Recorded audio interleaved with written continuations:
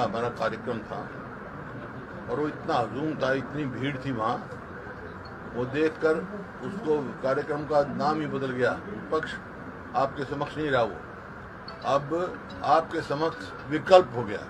हमारे को विकल्प में बदल दिया। 36 बरादरी का हर वर्ग से हिसार में इससे बड़ी कभी रैली हुई नहीं होगी। लोगों का बड़ा भारी जोश था और ये एक संकेत है कि आने वाला समय जो है वो कांग्रेस पार्टी की तरफ लोगों ने आस्था जताई है और बीजेपी जेजेपी से छुटकारा कर। और बहुत सारी हमारे साथी आए और सभी ने अच्छी बातें कही और मैं इस बात के लिए वहाँ के लोगों को बहुत बहुत आभार व्यक्त करता हूँ, बधाई भी देता हूँ और धन्यवाद भी करता हूँ। और अब जो है आखिरी प्रोग्राम जो होगा वो चुनाव के आसपास होगा। वो हमारा जो है 9 प्रोग्राम हो चुके, 9 पार्लियामेंट्री क्षेत्र में हम कर चुके।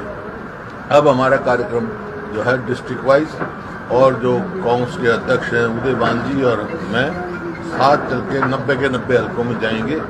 और एक जो दूसरा कार्यक्रम चल रहा है जनमिलन का, वो 11 तारीख को करनाल है और वहाँ से शुरू होके फिर अगला और कहीं तय करेंगे 11 तारीख को कहाँ होना है। इस प्रकार से हमारे कार्यक्रम चल रहे हैं और लोगों का भरपूर समर्थन हमारे को मिल रहा है। क्या वजह है सर आपको विकल्प चुने जनता?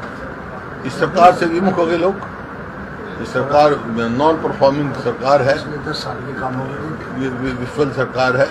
और उन्होंने जब तुलना करते हैं पिछले 10 सालों का कार्य हमारा और इस साल का 9 साल होने को हो गए। हिसार गया मैं, जो वहाँ पे हवाई पट्टी थी पहले, और 2013 में कैबिनेट में मैंने फैसला करा दिया था उसको डोमेस्टिक एयरपोर्ट बनाने की। वो तो इंटरनेशनल एयरपोर्ट की बात करें, अभी डोमेस्टिक ही शुरू नहीं हुआ उनका 9 साल में। 9 साल बहुत लंबा पीरियड होता है। कोई भी एक ऐसा इंस्टीट्यूट नहीं है या एक ऐसी कोई ये अपना वो नहीं बता सकते जो मैं कहूँ 9 साल की इनकी अचीवमेंट है। कोई अचीवमेंट नहीं है। हाँ, उनकी जो है जो प्रदेश प्रति व्यक्ति आय में, प्रति व्यक्ति निवेश में और नौकरी देने में, कानून व्यवस्था में नंबर 1 था। आज जो है वो महंगाई में, बेरोजगारी में, अपराध में ऊपर वहाँ से पहुँच रहा है और कर्जे में हरियाणा को डुबाने का काम किया। लोग समझ चुके इसको। और जो इनकी नीति थी बीजेपी जेजेपी जो थे वो समझ गए नीति इनकी झूठ, फूट और लूट। लोग समझ चुके इनका और कोई काम नहीं है। झूठे वायदे करते हैं। कभी तो कहते हैं किसान की आमदनी हम दुगनी कर देंगे 2022 तक, कभी कहते हैं हर व्यक्ति को हम छत दे देंगे 2022 तक, हर किस्म से, और किसान को हम पूरा MSP देंगे। और ये सारे वायदे झूठे निकलते रहे हैं उनके। कभी कहते हैं 15-15 लाख रुपए देंगे हम, और ये जो है जेजेपी घोषणा पत्र में था 5100 रुपये हम पेंशन करेंगे, ये करेंगे, वो करेंगे, सब खोखले निकले। तो लोग इस बात को समझ चुके हैं इनकी झूठ फूट और लूट की नीति अब नहीं चलेगी। कहीं आपस में जात पात का झगड़ा फूट डालने की कोशिश करते हैं, कहीं धर्म के नाम पर फूट डालने की कोशिश करते हैं। लोग समझ चुके हैं। तो सर रोहतक में कब होने जा रहा है विपक्ष आपके साथ? बताया ना आपको मैंने, गाँव के आसपास करेंगे, पहले बता दिया था। सुना करो हैं? स्टार्टिंग में समय निर्धारित किया गया? स्टार्टिंग में बता दिया ना भाई। सर कल जिस तरह से आपके कार्यक्रम में भीड़ जुटी है, हाँ, उससे काफी कॉन्फिडेंस हुआ है। उसके बाद क्या प्रेडिक्शन है, कितनी सीटें आ जाएंगी कांग्रेस की? भारी बहुमत आएगा कांग्रेस। सरकार कांग्रेस की बनेगी। सर कश्मीर श्रीनगर लेह मार्ग पर एक हादसे में 9 सैनिक शहीद हो गए हैं। है जी? श्रीनगर लेह हादसे में 9 बड़ा सैनिक दुखद हुआ वो, और उसमें हरियाणा के भी बच्चे हैं, तो पूरे देश के ही हैं, वो देश के हैं।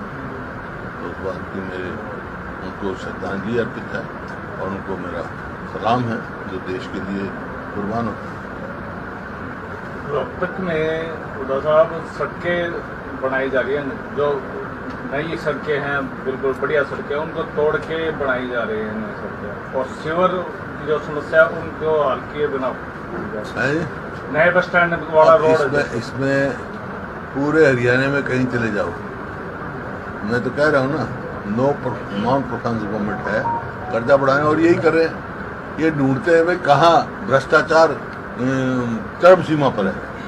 भ्रष्टाचार के कारण में ही पानी की समस्या हल नहीं हो रही है।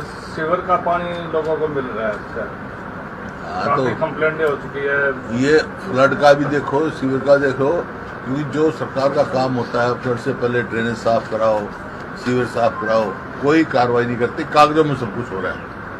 थोड़ा सा हरियाणा में गोरक्षा कानून में सबसे मजबूत है देश का, लेकिन लगातार गो तस्कर और गो रक्षक इन दोनों की संख्या बढ़ती जा रही है और आए दिन मुठभेड़ हो रही है। देखिए, मैं तो गौ भगत हूँ। मैं तो जब मुख्यमंत्री था, जब भी गाय को रोटी दे के दफ्तर में जाता था, और बैन है ये, कोई गौ कृषि करता है तो कानून उसके विरोध में है, वजह है उसकी। लेकिन गो तस्करी बढ़ रही है। इसका मतलब ये है कि ये विफल सरकार है, कानून व्यवस्था का दिवाला पिट चुका है। नहीं तो क्या मतलब हुआ, कैसे गौ हत्या हो जाएगी। सर, मेवात में फिर से उस यात्रा के लिए अनुमति मांगी जा रही है, तो क्या आपको नहीं लगता कि यात्रा करना का सबका अधिकार है और उसमें कानून व्यवस्था बनाए रखना सरकार का काम है। इससे माहौल नहीं बिगड़ सकता। माहौल क्या बिगड़ा, तू यात्रा निकाल ले, कोई यात्रा निकाल ले, लेकिन जो सरकार को काम करना चाहिए वो करना चाहिए। वहाँ भाईचारा मजबूत है, वहाँ स्थायी तौर पे कोई आपस में नहीं है। कभी 47 में नहीं हुआ, वहाँ 92 में नहीं हुआ, तो कोई ये नहीं है। ये तो वहाँ पर सरकार ने जो है, जो प्रिवेंटिव कदम उठाने चाहिए, जबकि पहले ये सोशल मीडिया पर चल रहा था, ऐसा अंदेशा हो रहा था कि भाई यहाँ कुछ ऐसा हो सकता है, तो सरकार को उस कदम उठाने चाहिए थे। लेकिन जिस तरह की बयानबाजियां अभी भी बीजेपी के नेता कर रहे हैं कि हिंदू क्या घर में बैठ जाए, या इस तरह की बयानबाजियां हो रही हैं, ये तो सुप्रीम कोर्ट ने भी लिया है। हेट स्पीच कोई भी नहीं बोलना, किसी को नहीं बोलना चाहिए। कोई भी किसी भी धर्म का हो, सभ्य बात करनी चाहिए। विधानसभा में ये मुद्दा उठेगा क्योंकि कहीं ना कहीं चूक की बात दे रखा है हमने एडजस्टमेंट मोशन सर, कैग की जो कानून व्यवस्था रिपोर्ट में। सर कैग की जो रिपोर्ट प्रकाशित हुई है, रिपोर्ट पेश की है, उसमें सेंट्रल गवर्नमेंट की हर योजनाओं में लगभग घोटाले दिखाए गए हैं। वो तो जो पब्लिक अकाउंट्स कमेटी देखेगी, उसकी रिपोर्ट आने दो। इसमें तो कोई दो राय नहीं कि भाई जो काम कहा जाता है वो नहीं हो रहा है। आप स्वयं देखो, जो ये अब कह रहे सड़कों का, हमने रोहतक में देख लो क्या सड़कों का क्या हाल है। मैं आया था सुबह वहाँ से, कौन से सड़क से, वन सिटी से आया, जब देखा मैंने स्टेडियम से आगे जाकर उन्होंने बुरा हाल है। इस मुद्दे को कांग्रेस उठाएगी क्या सरकार के साथ? इस मुद्दे को सड़कों वाला मामला है, सीवर वाला मामला है। हैं, पहले भी उठाते हैं, जो विपक्ष का काम है वो हम करेंगे। सर CWC में अपने हरियाणा से सांसद भूपेंद्र जी और